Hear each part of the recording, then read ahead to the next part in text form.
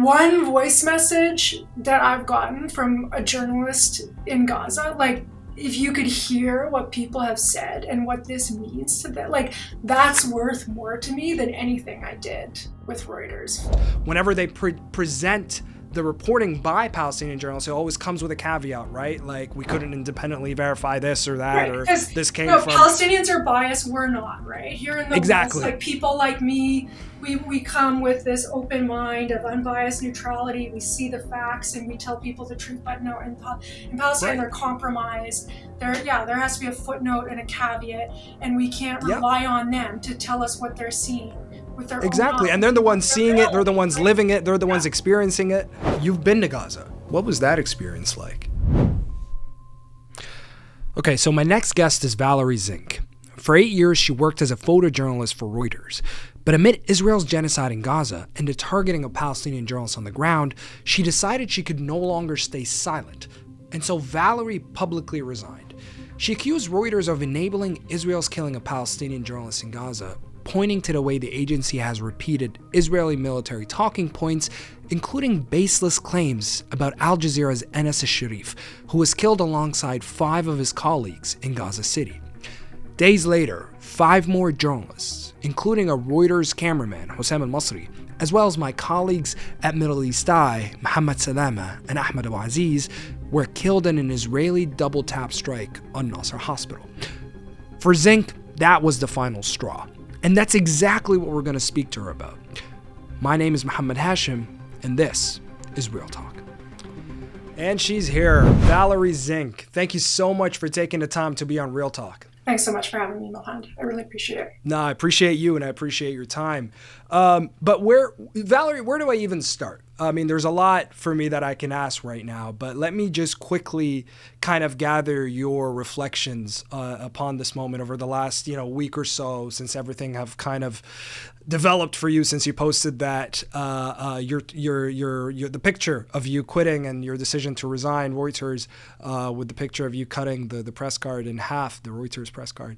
How you been processing all of this? I certainly wasn't prepared for the response that it's had. I thought that I would post it to my few hundred friends on Facebook and that would kind of be the end of it. Certainly wasn't expecting the response from people in Palestine, from journalists in Palestine, thousands of messages. I think, to be honest, it just speaks to the level of abject abandonment that people are feeling right now, that this, what I consider a fairly insignificant act has had the meaning that it's had for people. I'm glad that it has, but it's definitely not anything that I anticipated, and honestly makes me feel like it was long overdue. Mm-hmm. Well, if I can even get a little, just to get your thoughts on this, because I was thinking about this before we started our interview. Yesterday, at the time of us recording this, the world's top Genocide Scholars Association says that, they've said that Israel is committing genocide in Gaza.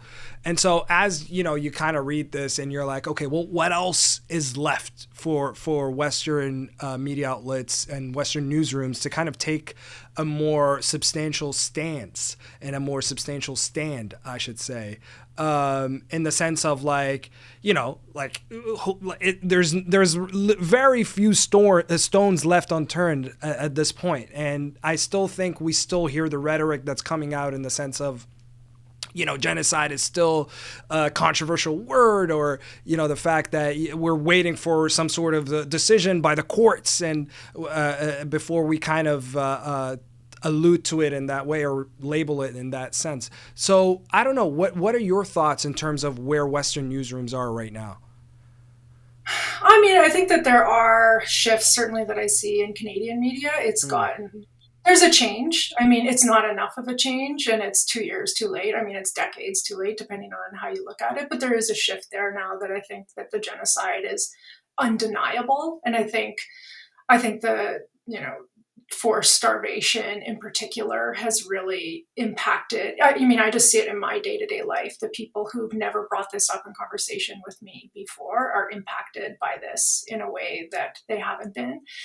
So, I mean, there's a bit of a shift, but, not enough. We're still seeing the same headlines that are essentially, following this template of Israel fabricates a lie to justify its latest war crime or crime against humanity, and that's picked up as a headline, or a euphemism, like we're continuing to see, relocation of people in Gaza to another country. These terms, this language that makes it seem like, perfectly normal, appropriate, or inevitable. We're still seeing that. And I mean, what will it take? I mean, there's nothing left. I agree with you. There's nothing left. I think I've felt that way for a long time now. It feels like every day is the most, like the heights of depravity are, more than I could have ever imagined possible. And then you wake up the next day and it keeps getting worse, right? Beyond what I could have ever conceived of. And I was listening to a friend of mine interviewed yesterday talking about Israel's innovation and depravity, right? Israel prides itself as this tech innovator and, medical technology and all that. But I think what it's going to be remembered is the innovation in depravity, the things that we could have never conceived of, like, baiting starving kids with flour and like sniping them in the head, or like using recordings of toddlers crying in distress to bait people out of their homes. Like this, if that's not enough, I mean, like I literally can't conceive of what is left at this point. And if we were to kind of go back to your decision to publicly resign in the way that you did, was there a moment, and obviously we're talking about a period of 2 years here, but when did you come to that decision? When did you feel like, was there a specific moment? I know you mentioned the killing of al-Sharif in your statement, but how were you coming to terms with that decision? Was it just slowly leading up to it? Was it just the news of, let's use Enes for example? Was it the news of Enes's killing as the breaking point? What was your thinking process throughout all this? Yeah, I mean, I guess the short answer is that was the breaking point for me. It's something that I've thought about a number of times. But just as far as context, I mean, I've been involved in different ways in the movement for the liberation of Palestine for a long time now. I'm not unbiased. I don't subscribe to the idea of journalistic neutrality. I have an opinion about genocide. I have an opinion about occupation. Can I say why do you think that that's important? Because this is actually an important note. Why do you feel the need that I don't subscribe to the idea of journalistic neutrality? Why is this important right now? Well, that prevails in mainstream Western media, right? That's the expectation. And I mean, on that note, actually, I used to work for Canadian Press briefly as a stringer as well. I just started in 2003, and I was contacted by my editors there, I think the first week of November in 2023, just a couple of weeks into the genocide, after I'd been involved in a protest calling for a ceasefire. And they called me to say, it was kind of a series of phone calls going up the chain of command, basically telling me that it was a bad look for Canadian Press and that they wouldn't be giving me assignments indefinitely, right? Because I, couldn't come to the work in an unbiased, even though I've never covered anything related to Palestine. I've never. Right. You don't even cover the Middle East. No. And people, I hate to disappoint people because I think that there's this impression, in the thousands of messages that I've received over the last week, there's this impression that I was the person in the newsroom writing these headlines for Reuters, deeply immersed in its coverage of Gaza. And that's not the reality. I mean, I'm a nobody freelancer in Western Canada, and I mean, I wouldn't say nobody though, Valerie. I mean, like in the hierarchy of Reuters, like, sure. Like I'm in the dust, that's fine. I mean, it's okay. I'm not trying to, I'm just being, transparent about this, right? I've never had any connect, and I don't say that to absolve myself. It's just, that's the fact. I've never been involved in any of their coverage of the Middle East. And what I do feels very far removed from that for the most part. And, throughout these last 2 years, I've done everything that I know how on a grassroots level, to increase, to mobilize pressure on the Canadian government for an arms embargo, to impose sanctions on Israel. I've been involved in divestment campaigns against Canadian banks investing in Israeli weapons manufacturer. And, that's kind of been my focus. And the Reuters thing was in the background. Like, I really need to just contact my editors and tell them where I'm at right now. But so you attended a protest in November, and this is at a time when you had a job with Canadian Press. And I was a stringer. So sure. To be clear, I was not an employee. I was a stringer. A stringer is basically like a freelancer, right? A freelancer. So it basically means that you're their person, in Southern Saskatchewan. If there's news in that area, you're the person that they go to cover that.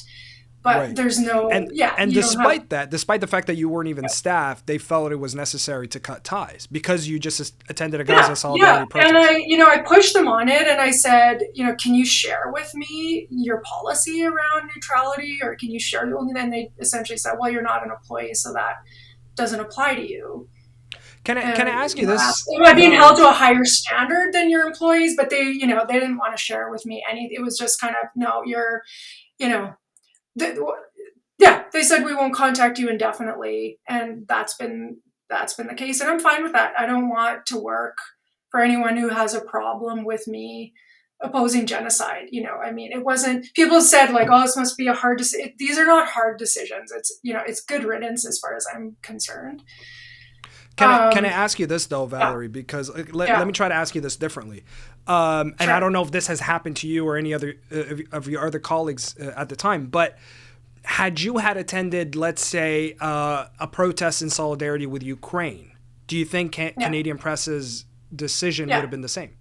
Well, we know the answer to that. And I asked them that on the phone that day. I said, so, if I had been at a rally in support of housing for all, would that mean that I couldn't work for Canadian Press? And they said, yes.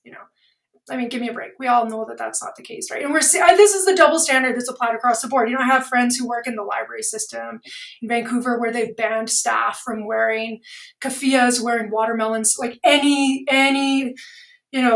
Palestinian iconography at all. And the policy is, we don't allow political symbols. But if you wear, a pride flag, if you wear an Every Child Matters pin, if you wear a Ukrainian flag, of course, those are all permitted, right? It's what the policy means is you can't show support for Palestine, or Zionists will feel unsafe in the library, right? So, that's the Canadian Press story. It's a brief one, but that's part of the context. Yeah. And even to even add to that, Valerie, as far as I know, like at CBC, for example, which is a Canadian public broadcaster, you can't even use the word Palestine. I think that's part of their guideline. Yeah, that's part of their style guide. As far as I know, that's right. And CBC is obviously not alone in that. And there was actually a report released by Reuters staff and former staff a couple of weeks ago detailing some of the same sort of policies restricting use of the word Palestine, the regulations around when and how they could use genocide, and if cited in certain contexts, and resources allocated to Israeli casualties. These are, I'm sure all of your listeners are familiar with all of this. But yeah, just going back to your question in terms of the breaking point, I had followed Anas throughout the genocide, and kind of seen it coming, I guess, like a lot of us did after he posted that plea for protection from the international community. We saw it coming. Because we've seen this happen so many times before, and I don't know about you, but I develop a connection with these people, and you're following them every day. You're seeing this through their eyes. And in my day-to-day life, I go and get groceries, I drop my kids off at school or whatever, and I feel, for the most part, a profound alienation from all the people I interact with in my day-to-day life who are just in a different universe right now, right? Like we're not in the same place. And the people I feel connected to are, on YouTube, they're doing podcasts, on Twitter. I feel like that's been my social world over these last 2 years, with some notable exceptions of close friends and family members and everything. But there's and like with Abu Bakr, who you had on the show recently, like I feel like I love these people, I do. And like I have the utmost respect and admiration for them. Like, I said in my statement that these are the best and the bravest journalists to ever live. And I think that's pretty indisputable personally at this point. But I also think it's true that they're just the best human beings. And, when these assassinations happen, yes, it's killing eyewitnesses to the genocide, is killing our right to know what's happening. It's also just erasing some of the best human beings, I think, that are alive on the planet, people who had a right to live, and that's the part that I really grieve. And reading his final words and testament, I mean, like, I was just weeping. I mean, I don't think I'm the only one. And I kept coming back. I think I've probably read it 15 or 20 times now. It's just, it's so devastating. And, reading what he wrote about entrusting his kids and these are just beautiful people who deserve to parent their own children, and it's unbearable. I mean, every day is unbearable, and then you see Reuters headline, I forget exactly what, like Israel's, they didn't say assassin. I have it right here, actually. So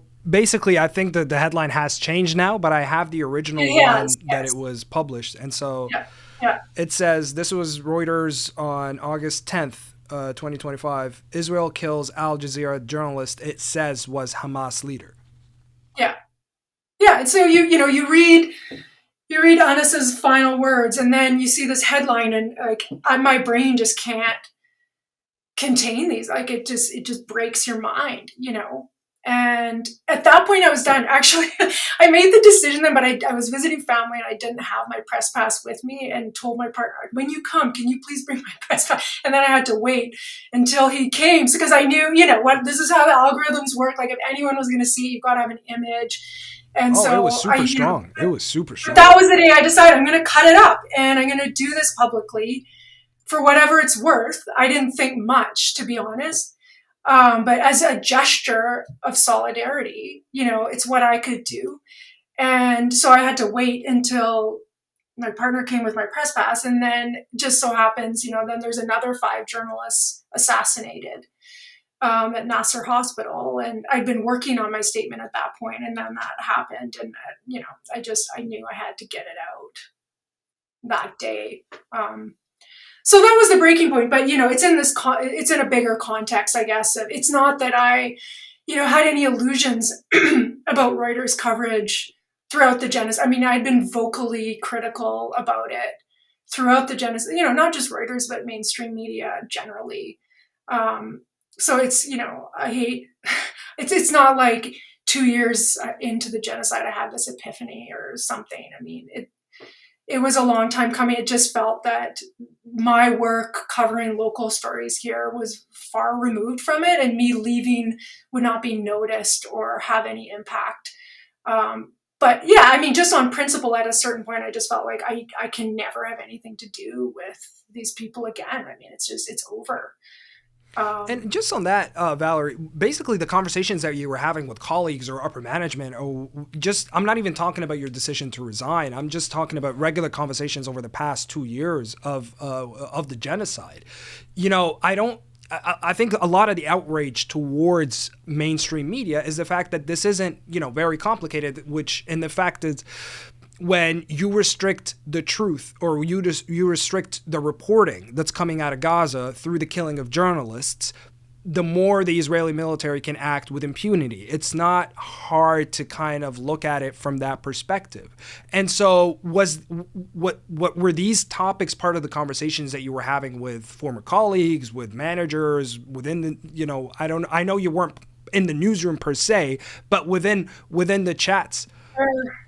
I basically don't have any Reuters colleagues where I live. Sure. I'm the only one in southern Saskatchewan. I was not in touch with management about this. I was talking to other journalists who work for other, media organizations, trying to push them, with varying degrees of success, I guess. Certainly there's no shortage of journalists who are furious right now, who feel, I can't count how many messages I've gotten from Reuters staff, from other journalists. What did Reuters staff tell you? What did they say after you posted that? Well, a few messages from people who were very supportive and said, one guy comes to mind who's working in the States and his visa is connected to his job with Reuters and he hates it and he hates them and he wants to leave, but he can't leave without leaving the States and like aborting his entire life. And, so there's obviously a lot of privilege that enabled me to make the decision that I did. And not everybody, the sacrifices are different for different people depending on where they are and their circumstances.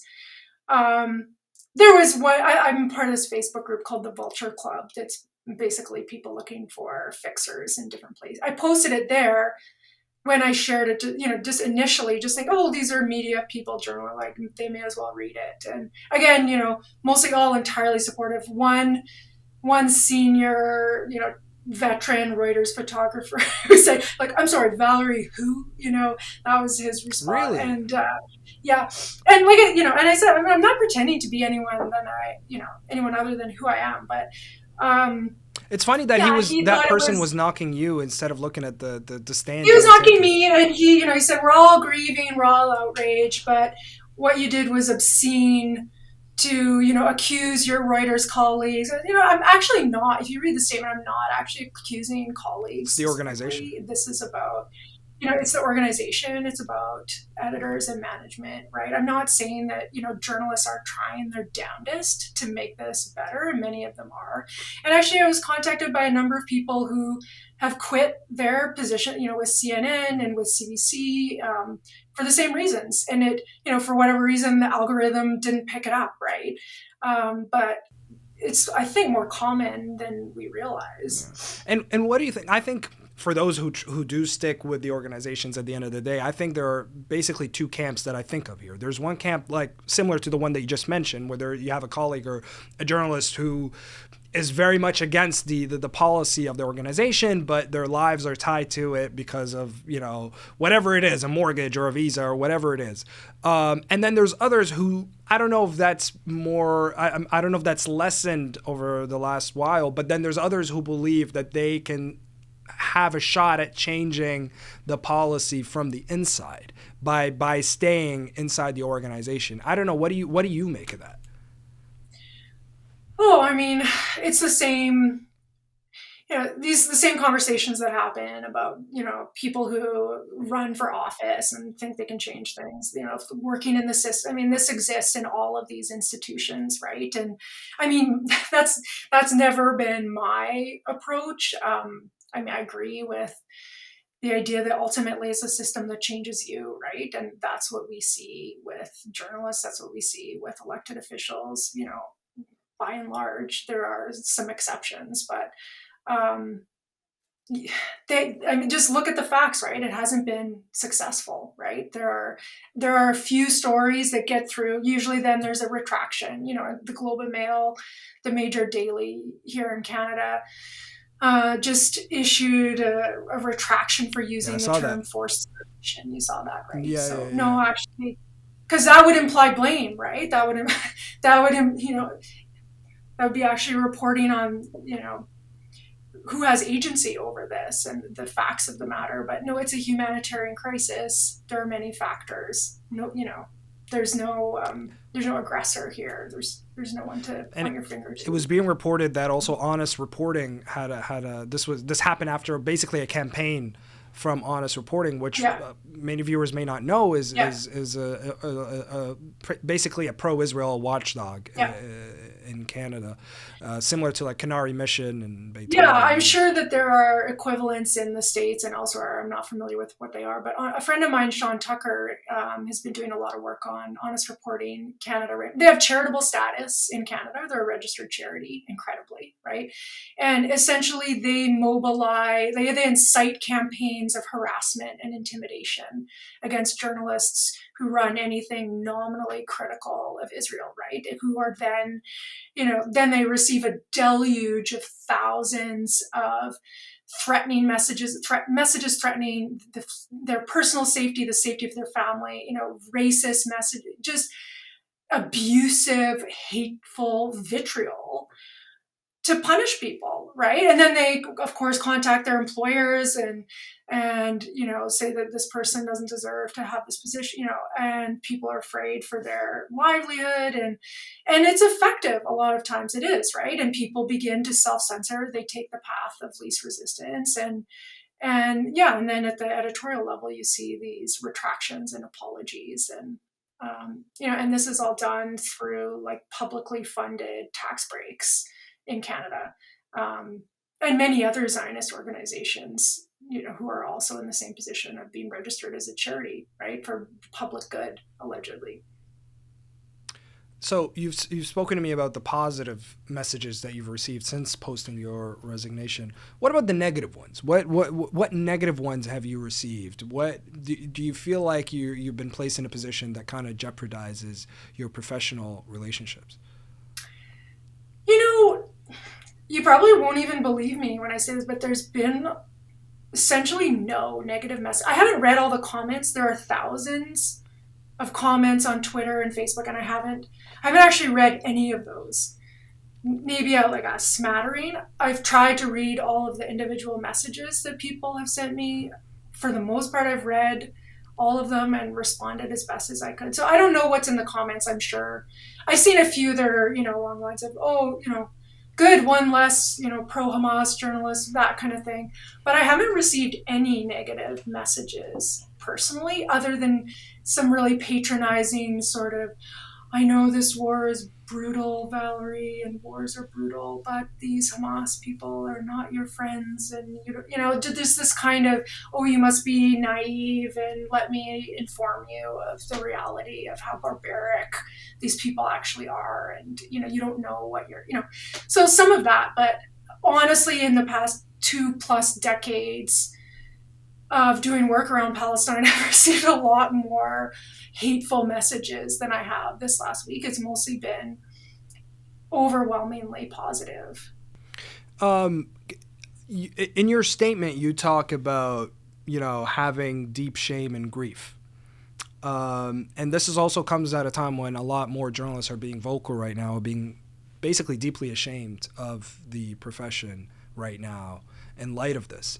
So how do you look at journalism? And when I say journalism, I mean obviously reporting within Western media outlets, mainstream media outlets in the West, in 2025 right now. I mean, for me personally, I was obviously willing to torch any future that I had working for Western media, right? I mean, that I did that with eyes wide open. I'm totally unemployable in mainstream media. That's fine. I mean, I think that one thing I will say is that alternative media has never been better. I think that people are abandoning mainstream media en masse. I grew up in a CBC family, okay? Some of my earliest memories are of the family gathering before supper. It's golden hour. The sun's going down on the horizon. I grew up on a farm in rural Alberta. Peter Bansbridge about to come on. Yeah, right. And my dad is hushing me, like World at 6, like this was a sacred time in our household, right? The World at 6, right? And that was instilled in me. I've had CBC on in the background my whole adult life, despite myself, just out of force of habit, no matter how terrible it is. I just, I haven't been able to break the habit. It's just on. It's a comfort thing. But that's over now, right? Like that was over October 8th. I don't have the stomach for it. And maybe you could argue, and people have argued this with me, we have a responsibility to just know what they're saying, to be aware of it. I can't do it. I can't. I mean, and I don't think my parents don't listen to CBC either now, for what it's worth, right? And alternative media is shining. And so that's what I'm mostly am focused on right now is all the great work that's being done there. I mean, I'm not saying that they're thriving financially. I know it's always a struggle, and my inbox every day is filled with pleas for financial support from whatever alternative, Patreon or whatever. It's a struggle. There's not a lot of models for how this can be financially, viable long term. It's a struggle. But in terms of the content that they're producing right now and how many people are relying on that, to know what's going on in the genocide. I mean, yeah, that's it's never been better, I think. But why is it, if I can just kind of expand on this, why is it that you think that these newsrooms are still unable to fully stand in solidarity with their Palestinian colleagues? Like, we've seen strong calls, for example, of them calling for allowing international journalists to go in, international reporters to go into Gaza, which is obviously great. Nobody is going to deny that or want to stand against that, basically, in terms of that support. But you also see the same outlets, the same newsrooms who either collaborate with these Palestinian journalists whenever they present the reporting by Palestinian journalists. It always comes with a caveat, right? Like, we couldn't independently verify this or that, right, or this came no, from... Palestinians are biased. We're not, right? Here in the exactly. West, like people like me, we come with this open mind of unbiased neutrality. We see the facts and we tell people the truth. But no, in Palestine, right, they're compromised. There has to be a footnote and a caveat, and we can't rely on them to tell us what they're seeing with their exactly. And they're the ones seeing it. They're the ones living it. They're the ones experiencing it. So I guess that takes me back to my question: is what else is needed for newsrooms to have a stronger stand of solidarity, or why isn't even that stand isn't happening? Like, we understand where the problem is, right? And you highlighted it in your statement briefly, where you talk about peddling Israeli military talking points, right? I think you called it Israeli propaganda, but that's the problem with how media reporting is presented. But why can't they take a stronger stand in solidarity? Is what I'm asking here. I mean, it's a good question. Like, I think that it would be foolish of us to think that these are anything other than like profit-driven capitalist organizations that care about a bottom line more than they care about individual people, right? And will that change with more pressure, more public outrage? It might, but I think the way that they're structured is, they're not structured to care about individual people's lives, right? And that's been honestly the most heartbreaking part of this, is being contacted by the families of journalists who've been killed and talking about their experience, the families of Reuters journalists who've been killed, and how like heartbreak, fury. Again, I don't have the language for it, but the total disregard for their family members' lives, and still until this day, right? I don't know if we can expect that to change, honestly. Can I ask you this then? If we change gears a bit, you've been to Gaza, is that correct? I have, 20 years ago, almost. Right. Exactly, yeah. What was and you've been to the West Bank as well, but since we're talking about Gaza, what was that experience like? Yeah, I was in the West Bank in 2003 and in Gaza and the West Bank in 2005. I was there volunteering as a medic with the Red Crescent. And, it was kind of a strange time, to be honest. It was right after the disengagement when all of the settlements were evacuated. Right. It was before the blockade, the Israeli blockade. Yeah, exactly. And so very different context than 2003 when I was in the West Bank at the height of the Intifada, with curfew, the second constantly one. in closure. Yeah, second Intifada. So a very different time. I was just thinking about it recently because someone contacted me from Gaza who was asking if I'd ever been there. And we were chatting. I said, I was there right after the disengagement. And he was talking about what a beautiful time that was, because he was one of those kids who, looked out his window at the sea, could smell the sea in the air, and was forbidden from ever going there. And he was telling me how he would go to sleep at night hearing settlers dancing and having parties on the beach. And one of the things that I did when I was in Gaza is work at these pop-up medical tents that the Red Crescent set up along the beach, because all these kids like him who, had like lived right, like a literal stone's throw from the sea their whole lives, could finally access it for the first time, and were just running into the water and didn't know how to swim.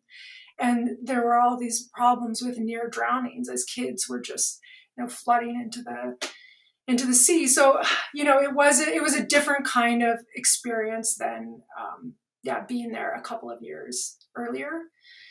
I felt pretty useless medically, to be totally honest, with very, very limited Arabic. Yeah, I didn't feel terribly useful in that respect. In the West Bank, it's a bit different because just having a Canadian passport, it changes things, right? In terms of the ability of ambulances to get through checkpoints, the likelihood of them being targeted, just having a presence there. This was at the time when there were a lot of protests against the construction of the apartheid wall. I attended a lot of those. They were obviously, peaceful, unarmed protests that were met with live ammunition and violent, as is the case always. So I attended a lot of those demonstrations. So how has that trip changed you, or what did you go away with basically when you came back to Canada, or when you went back to Canada? Honestly, rage. I got a lot of rage. I was there for 3 months, particularly in 2003, to be honest. So 3 months, it's enough time to really gain an appreciation of what it means day to day to live under occupation, and the daily degradation and humiliation and violence that people live with filled me with rage. But also, it was life altering. It was formative for sure, and the relationships that I left there with are incredibly meaningful to me. And the way, I guess, I just felt like you see the absolute best and worst of humanity, right? And I think we're still seeing that now in the genocide, right? Like the way that Palestinians are, and that, like, the generosity, my God, like it was unbearable to me, you'd walk down the street and have, a dozen people inviting you in for dinner, and then you'd go and, like, they cooked for 3 days, and they would take, embroidery that they'd worked on for months and give it to you after knowing you for 10, like, it was just excruciating generosity and kindness and beauty. And then you go to a checkpoint and yeah, I was just filled with rage. That's what I left with. I think that's probably stuck with me. I'm easily enraged. And just, I think, a sense of urgency. Yeah, I don't know. It's hard to summarize, I guess. No, it is. It is. And actually, thank you for delving into that. But let me ask you this then. If there was a journalist right now, basically who's in the same shoes you were weeks ago, kind of on the fence, not knowing, what decision to take, they feel outraged as you are right now, and they want to take some sort of stance, but they're also scared of making that jump or taking a drastic decision that would change their lives, perhaps. But what would you tell them if they were listening to you right now? Um, Honestly, I would say that, like, one voice message that I've gotten from a journalist in Gaza, like, if you could hear what people have said and what this means to them, like, that's worth more to me than anything I did with Reuters. Like, it, it, what you gain from standing behind people and what that means to them, it's just, yeah, it wasn't a difficult decision for me. I guess I'll say it was the right decision, and that's been validated in how people have responded. I never would have anticipated what it's meant to people who are just desperate for anyone to do anything, and the level of exasperation and fury that people feel toward these media outlets now for their culpability in enabling this to continue and normalizing it, things that used to be shocking to us. Israel used to have to lie, and now they just, we bombed a hospital, right? Like, we see how this has changed over the course of this year. What's acceptable now, right? And that's horrifying to me. And I think that will permeate well beyond the boundaries of Palestine, right? That has implications in a much broader way. So, yeah, I don't know. I can't counsel anyone to torch their career or anything, but certainly in my experience, it's been profoundly humbling and rewarding to connect with all the people who've reached out to me over the past week. Have any Palestinian, you said you got a voice note from Gaza, so have you been in touch with any Palestinian journalists? And I'm just curious of what you were telling them, what they were telling you, if that was the case. Yeah, I have. I'm honestly kind of embarrassed to like, to be thanked for my courage and brave. Like, it's unbearable to me, right? From these people living like, it's a joke, right?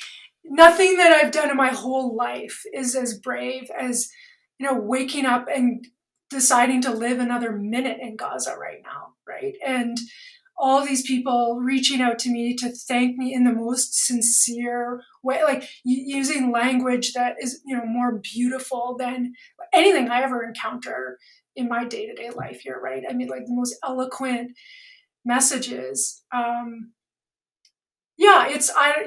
don't know how to respond. I do my best to respond to people in a heartfelt way, but that's been most of it, is just people thanking me. I guess the other side of it is, the number of people who are asking for my help in ways that unfortunately, like, I just don't have the power to, help if journalists who want my help evacuating right now, or families of journalists who've been killed who are trying to connect with families living overseas and evacuate to join my cousins or uncles in the UK or whatever. Like this, that's been the hardest part, is people thinking that I have some influence and power that I don't have, and having to let people down and not say like, yeah, I know, like, it's a tough position to be in. Nothing that I can do for you, It's a tough position to be in. But you know what? Tell you what, I can't thank you enough for the time you've given us with this conversation. I even went overboard a little bit, and genuinely, I wish you nothing but the best of wishes and luck over the next period as you navigate, this experience and this moment in your life. And I look forward to coming out west when I'm back in Canada, so we can meet. Yeah, let's do that. You're welcome anytime. Thank you so much, Valerie, and thank you for your time. I appreciate you coming on Real Talk. Thanks for having me.